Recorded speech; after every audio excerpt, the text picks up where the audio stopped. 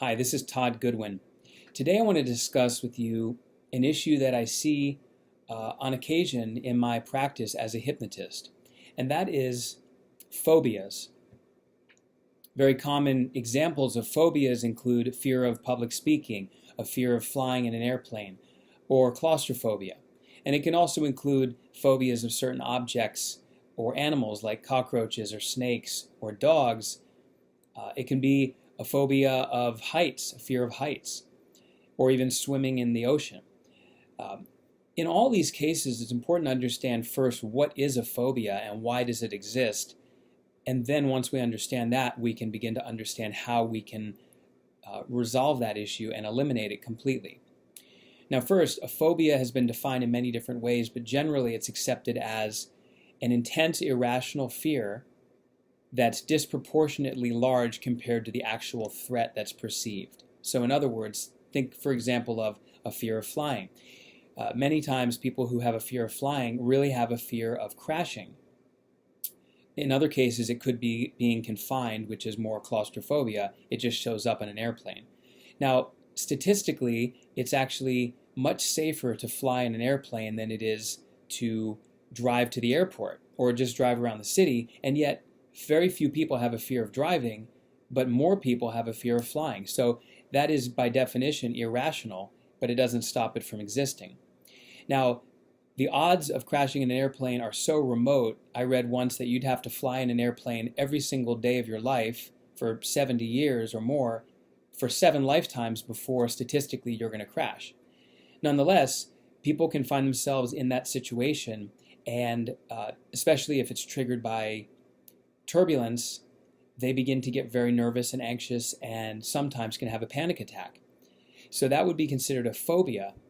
And what makes it really frustrating is that these types of situations are really irrational, and the person who's experiencing it knows they're irrational, but they can't seem to help themselves.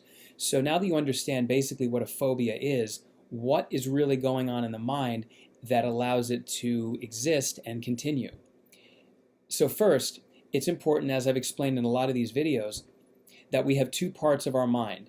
We have a conscious, logical part of our mind and a subconscious, irrational part. The logical part knows that if you're experiencing a phobia, it tells you you're safe. And you know this even when you're not having a reaction.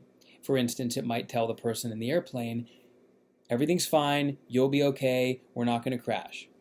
And that's the part that will tell the person to get in an airplane as opposed to drive 1,000 miles, because it's much more practical and time efficient and maybe cost effective to actually fly.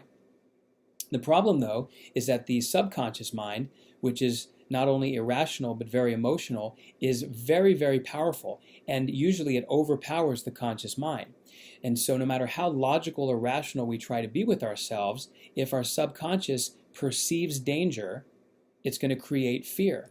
And it might even be a completely imagined danger, like crashing in an airplane. If you think about people who have claustrophobia, a very common manifestation is being stuck in an elevator, or the fear of being stuck in an elevator. And I don't know if anyone has ever died from being stuck in an elevator, or starved to death, or suffocated. So the actual threat, if someone gets stuck, is remotely minuscule. Unfortunately, that doesn't stop a phobia because it's irrational. So the person begins to imagine as they approach an elevator that this could be the one they get stuck in, or they just don't realize that and they just start feeling anxious, so they avoid the elevator. Now, in all these cases, in order to resolve it, we have to communicate effectively with the subconscious mind so that it is able to unlearn the fear response. Now remember, the subconscious is irrational, so we can't address it just by giving good advice or thinking logically, because if we did, no one would have a phobia. So the way to deal with it is to realize that the subconscious, the driving force of most of our emotion and behavior, is actually trying to protect us. So it's not trying to ruin our life or cause us to become a neurotic wreck. It's actually trying to help us be safe. And it's accurately responding based on an incorrect bit of information. If in fact someone is going to crash on that airplane, then fear is a very useful tool to have. And thank goodness for that fear, because it might prevent that person from getting on the airplane, which is going to crash. So based on that incorrect belief that they're in danger, the fear is appropriate. But the belief is incorrect, and that's what makes this an inappropriate kind of situation. So what happens is the emotion is a symptom of the thought or the belief, and then the physiology, the fight or flight response, the adrenaline, which creates all the physical sensations of intense nervousness, that is also a symptom of the emotion of fear, which is a symptom of the belief that you're in danger.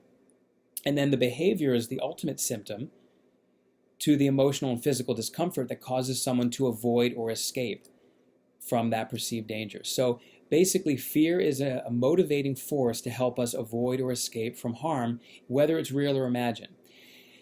Now, the way to resolve it is to communicate to the subconscious mind the message, I am safe.